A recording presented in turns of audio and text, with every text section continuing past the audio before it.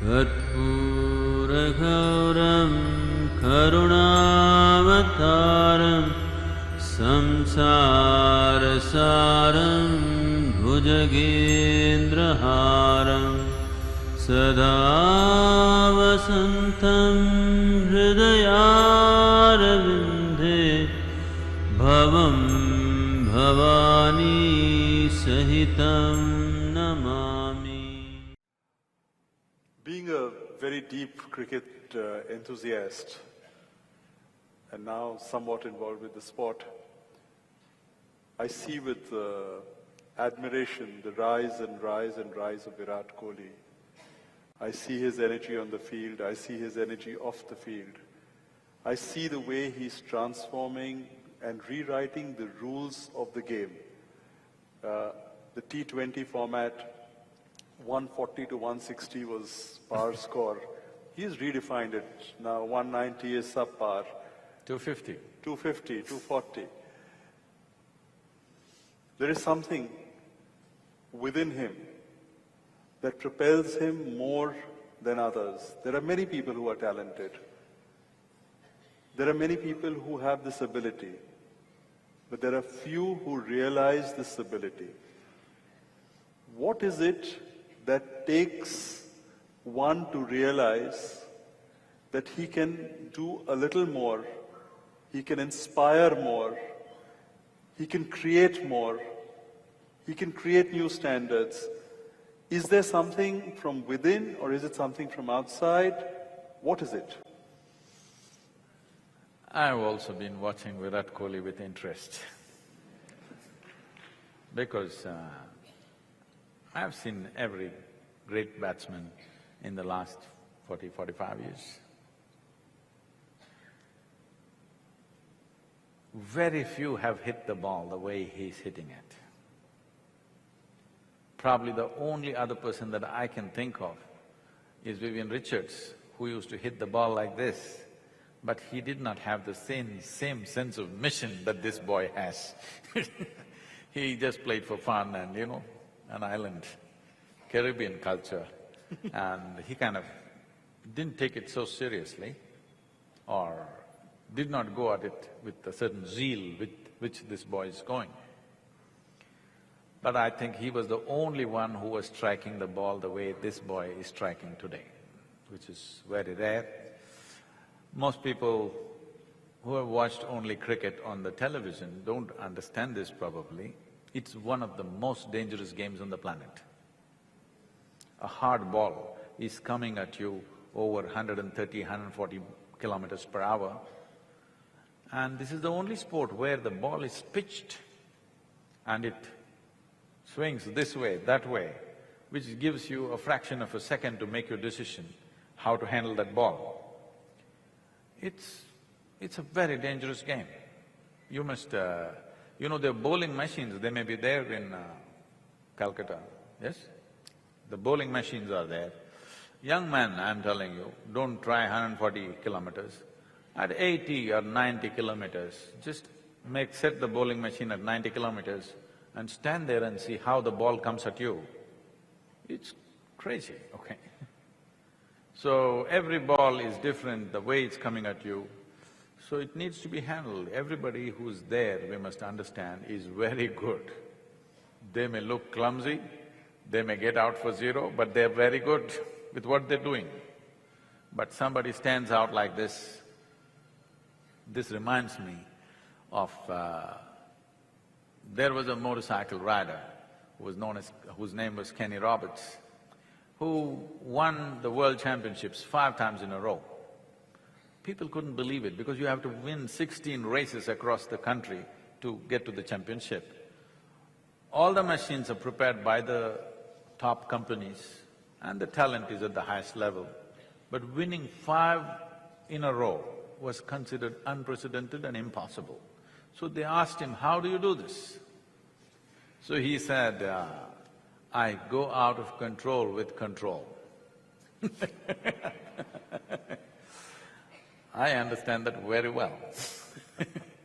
I live every step of my life like that, always out of control but with control. This is what everybody is seeking. They want little madness in their life, but they don't want to go insane. But their longing for safety and security makes them insulate themselves from that little madness. Then they wonder, what's happened to my life?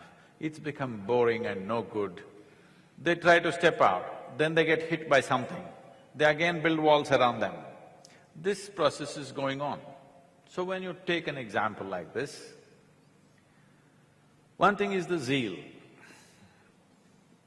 Another thing is loving what you're doing, really loving what you're doing. That's what you want to do. This once happened.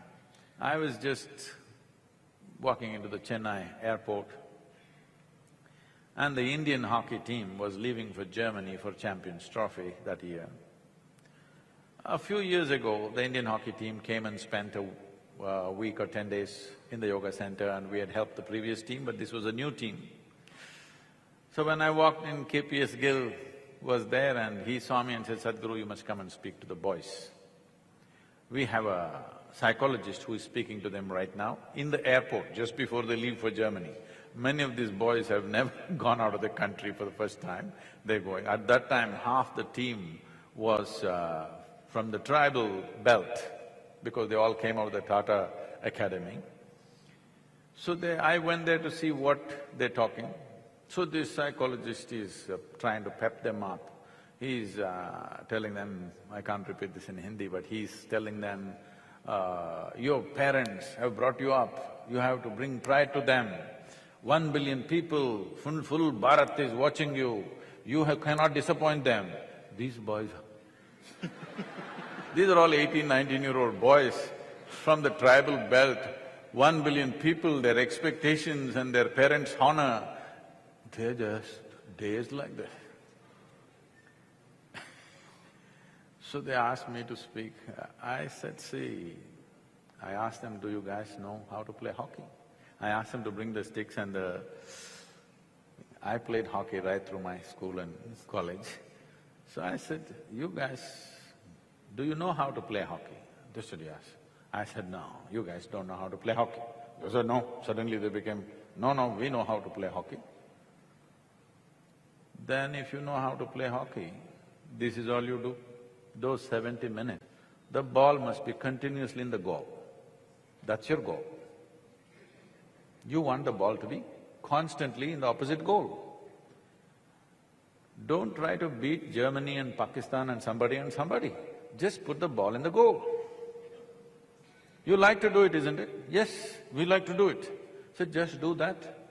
Forget about Bharat and your parents and everybody for some time. And one of these conversations I had in Hyderabad, one of the film actors, his final question is, Sadhguru, all this is okay, but in cricket, how to beat Pakistan?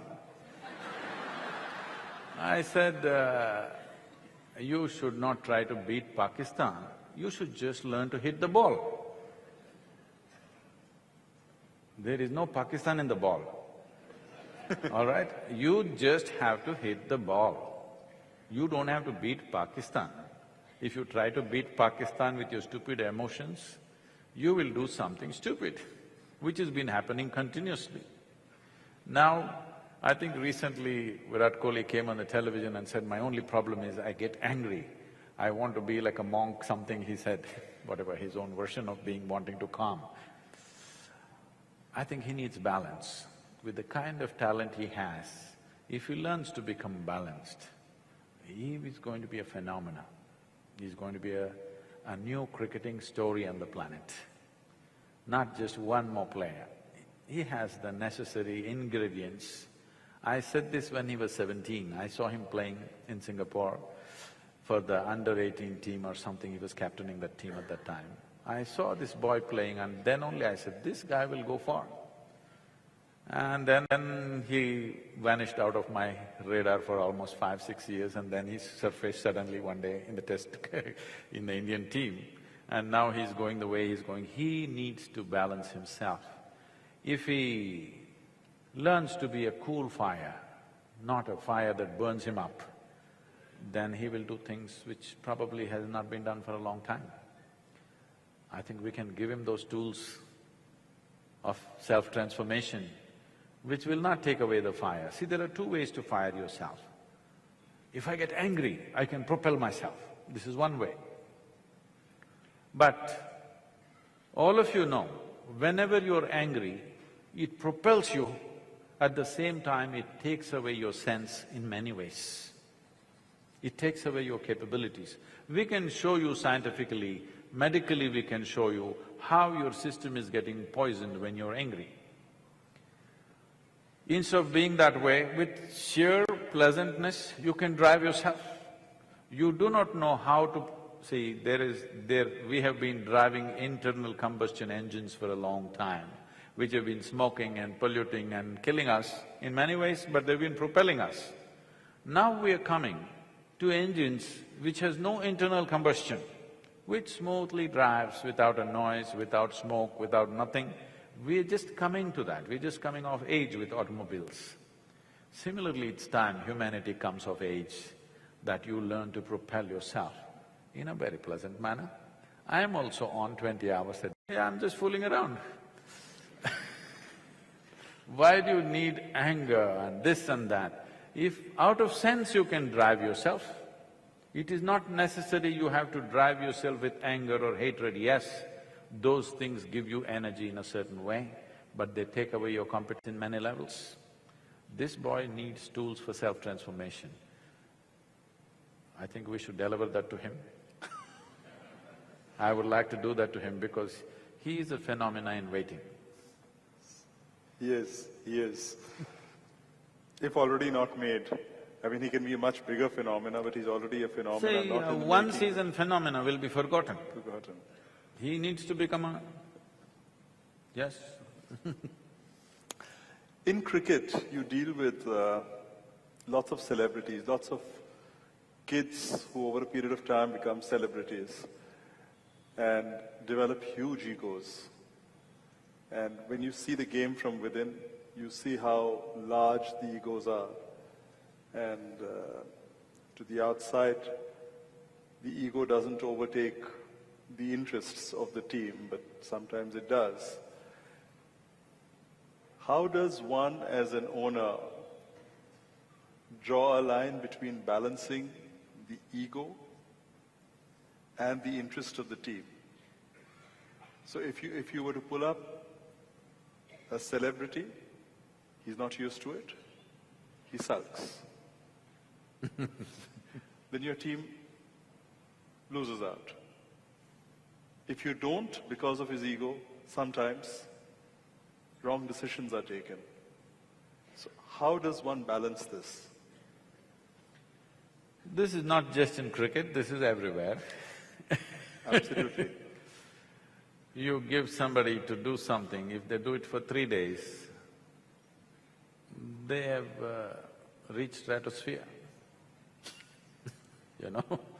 If they do something, get little recognition, if 5 people clap their hands, they will rise. So till they fall, they don't realize this is not the way to play cricket. Up in the air, you can't play cricket, you got to be on the ground. So, how to deal with it?